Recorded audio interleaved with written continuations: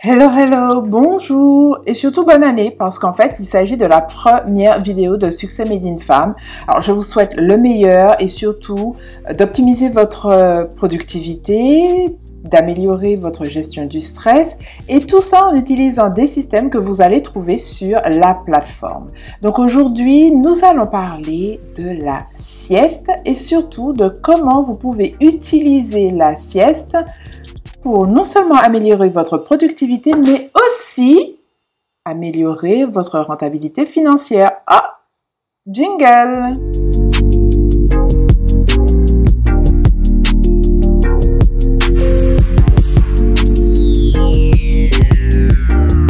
Si vous êtes nouvelle sur la page, je m'appelle Claudia, je suis donc la créatrice de Succès Made in Femme et j'accompagne les femmes chefs d'entreprise à regagner en liberté et en bien-être au sein de leur activité professionnelle, c'est-à-dire leur entreprise, en optimisant leur temps, en gérant mieux leur stress, en incorporant des systèmes au sein de leur entreprise avec des astuces sur l'automatisation de certaines activités. Et oui, tout ça, c'est possible. Même quand on est solopreneur, on passe simplement de solopreneur à CEO.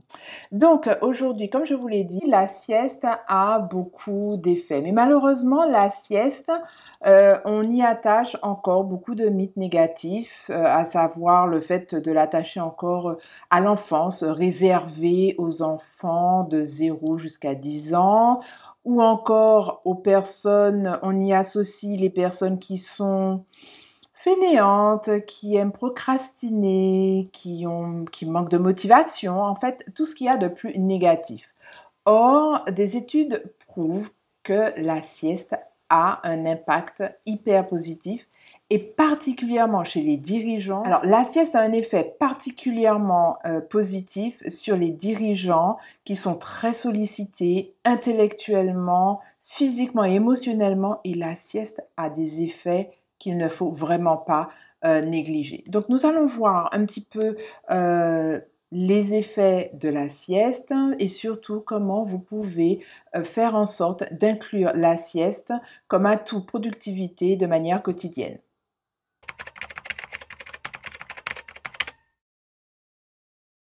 La sieste est surtout considérée, comme je l'ai dit tout à l'heure, comme étant quelque chose de négatif. Parce que, surtout pour le chef d'entreprise, le solopreneur, on considère que moins on dort, plus on aura du temps pour s'activer pour ses projets et ses affaires. Et très souvent, on se rend compte que cela n'a pas les effets que l'on attend. C'est-à-dire lorsque l'on souhaite dormir moins pour avoir plus de temps pour son activité. Mais il y a aussi des répercussions par rapport à la culture. La culture a encore cette image du chef d'entreprise, super-héros, surhumain, qui ne dort pas et qui en fait privilégie la suractivité, le fait d'être toujours occupé au lieu de justement ménager son temps et son énergie. Dans une culture, la sieste, et particulièrement en France, la sieste est encore vue comme quelque chose de hyper négatif, c'est-à-dire la personne qui n'est pas motivée, qui aime procrastiner, qui est fainéante et qui n'aime absolument rien faire. Or, on va voir dans quelques instants qu'il y a des études qui démontrent les bienfaits de la sieste. Alors, quelles sont les cultures en fait qui privilégient la sieste? La culture japonaise et la culture les Espagnols, les Italiens, tout ce qui est dans le bassin méditerranéen, où justement la sieste est vraiment culturelle. C'est-à-dire que toute l'organisation de la société est aussi mise en conjonction avec la mise en place de la sieste après le repas. Donc c'est pour dire à quel point il y a des points de vue complètement différents et même si en fait vous pouvez voir dans certaines cultures telles que les États-Unis où c'est le tout travail, il y a de plus en plus de sociétés, d'organismes qui incorporent la sieste, tels que Google, où aujourd'hui ils ont fabriqué et mis en place des nappes nap room au sein de leur structure pour permettre aux employés de bénéficier de la sieste pour améliorer leur productivité. Malheureusement, aujourd'hui, les chefs d'entreprise sous-estiment les bienfaits du sommeil réparateur. Et donc, s'il y a une chose que l'on va entamer dès le départ parce que l'on veut optimiser son activité professionnelle quand on est entrepreneur, le premier élément qui en pâtit, c'est le sommeil. On va dormir moins, on va faire en sorte d'avoir beaucoup plus d'activité et à ce moment-là, on verra des répercussions sur sa santé, malheureusement. Donc, il y a une étude qui a été faite en 2017, malheureusement, avec la crise sanitaire. Elle n'a pas encore été mise à jour. Cette étude a été effectuée par l'Institut national du sommeil et de la vigilance sur la qualité du sommeil. Alors, qu'est-ce qu'ils ont regardé? Ils ont étudié les dirigeants et la qualité de sommeil qu'ils avaient durant un certain nombre de temps. Ils ont étudié la qualité du sommeil des dirigeants. Ils ont constaté qu'au sein des chefs d'entreprise, il y avait cette culture de la privation de sommeil et cela avait pour conséquence que 54% des chefs d'entreprise avaient un état de somnolence sévère et cela fragilisait leur vigilance. Comparativement, sur une population normale de salariés, à ce moment-là, on constate que cette privation de sommeil n'atteint que 19% de la population. C'est pour dire à quel point la privation de sommeil a un impact beaucoup plus important pour les chefs d'entreprise.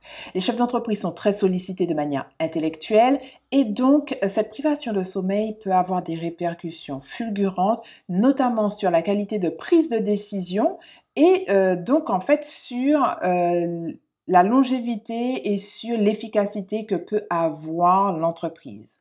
Donc lorsque l'on est dans un état de privation de sommeil, on pense pouvoir gagner du temps, mais il y a certaines répercussions telles que cela empêche le chef d'entreprise de mieux juger l'impact financier de certaines de ses décisions, ou encore le fait de devoir répéter ou refaire certaines activités, et aussi une augmentation des erreurs de jugement et d'appréciation, et donc en fait la qualité décisionnelle du chef d'entreprise en pâtit pour sûr. Donc, il faut privilégier déjà le sommeil réparateur, mais on va voir lorsque vous n'avez pas parfois le choix parce qu'on est solopreneur, comment faire en sorte de tirer avantage de la sieste.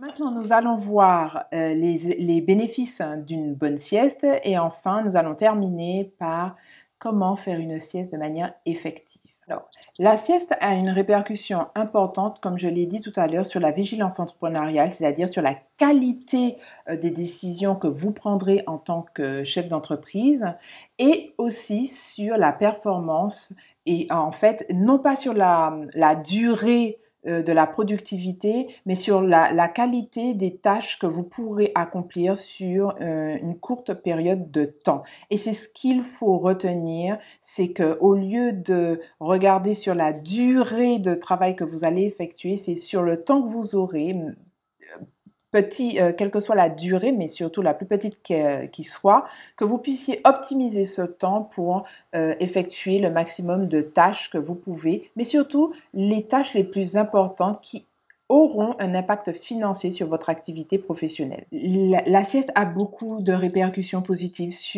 physiologiques sur le chef d'entreprise, sur n'importe quel individu, mais c'est encore plus important pour les chefs d'entreprise qui doivent manager leur stress, gérer leur stress de manière continue. Et donc, en fait, c'est très important d'avoir ça en tête lorsque vous souhaitez incorporer des activités pour relâcher le stress. Donc, solider sa mémoire, ce qui est non négligeable lorsque l'on a énormément de choses à faire, de stabiliser l'émotion, parce que le chef d'entreprise, c'est une montagne russe d'émotions entre les bonnes nouvelles, ce qu'il y a à gérer, tout ce qu'il y a à faire au cours d'une journée. Ensuite, cela permet également de diminuer l'hormone du stress et ça, c'est, je dirais, on top of the world. C'est vraiment la première chose à prendre en considération lorsque vous parlez de sieste. Et donc, tout ceci ne peut qu'améliorer les prises de décision du chef d'entreprise. Donc maintenant, dernière partie, comment faire une sieste efficace. Alors, j'ai lu beaucoup dessus, il y a beaucoup de recommandations, surtout que nous sommes toutes et tous différents, mais nous les femmes, et donc le degré, je dirais, de fatigue peut être différent et les répercussions peuvent être différentes. Mais de façon générale, ce qu'il y a à retenir pour la sieste, c'est qu'une sieste de 10 minutes, maximum 15 minutes, est suffisant pour pouvoir commencer à voir les répercussions d'une sieste. Comment faire une sieste de manière efficace? Comment faire en sorte qu'à la fin de la sieste, vous ne soyez pas groggy, comme ça m'arrive parfois lorsque ma sieste est trop longue. Justement, la durée de la sieste a une répercussion. Alors, c'est vrai que faire une sieste dépend de chaque individu. Les répercussions seront variables, mais de façon générale, ce qu'il faut retenir, c'est qu'une sieste de 10 à 15 minutes a déjà des répercussions super positives. On a pu voir que, en fait, lorsqu'un individu faisait une sieste de 10 à 15 minutes, son degré de vigilance augmentait de 2h30. Donc, vous voyez un petit peu, et il devenait encore plus productif pendant 4 heures. Donc, le but n'est pas de faire une sieste pour allonger votre durée d'heure, mais bien au contraire, d'améliorer le temps que vous allez passer à travailler, d'une part, mais aussi d'améliorer la qualité de vos décisions. Donc, 10 à 15 minutes au maximum. Ensuite, si vous êtes comme moi et que vous avez un peu de mal ou des craintes de ne pas vous réveiller, mettez plusieurs alarmes. Moi, j'en ai 2 pour faire en sorte que, en fait, je n'aille pas au-delà de 10 à 15 minutes. Ensuite, créez l'environnement, même si c'est au travail, créez un environnement qui vous permettra de tirer avantage de cette sieste. Mettez une petite musique, si vous savez qu'il y a je sais pas moi, des fleurs ou ne serait-ce qu'un petit coussin. Parfois, il y a des mini coussins que l'on vend qui sont super avantageux et qui vous permettent de vraiment vous reposer. Retirez vos chaussures. Mesdames, je vous donne un secret. Si vous avez la possibilité de détacher le soutien, oui, détachez tout parce que bon, il faut se libérer. On a cette chose oppressante autour de la poitrine. Non, si vous avez la possibilité pour vous sentir à l'aise, faites-le. Et puis, dernière chose, mettez une musique agréable. Alors, c'est vrai que certaines personnes ne dorment pas. Moi, je ne dors pas nécessairement, mais le simple fait d'écouter une musique que j'apprécie et de faire cette coupure mentale avec tout détacher, la musique que j'apprécie, retirer les chaussures, ne prendre que 10 minutes, fermer les yeux et faire en sorte qu'en fait, je ne pense à rien, ça a un impact phénoménal. Ensuite, dernière chose, lorsque vous décidez de vous reprendre, alors c'est pour ça que 10 minutes, c'est le must, parce que lorsque vous allez sortir de cette phase-là, les 5 minutes restantes vous permettront de reprendre une activité la plus douce que possible, mais de ne pas rentrer, je dirais, dans une activité trop oppressante. Donc, trouvez une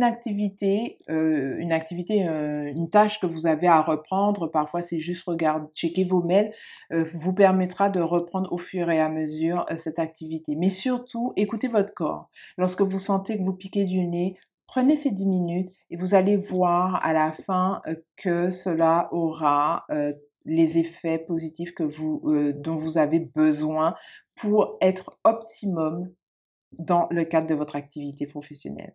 Donc, j'espère que cela vous a aidé. Je mettrai tous les liens nécessaires. Donc, je vous dis à bientôt dans la prochaine vidéo. Et surtout, n'hésitez pas à liker, commenter et dites-moi comment vous avez incorporé la sieste dans votre habitude. Ciao!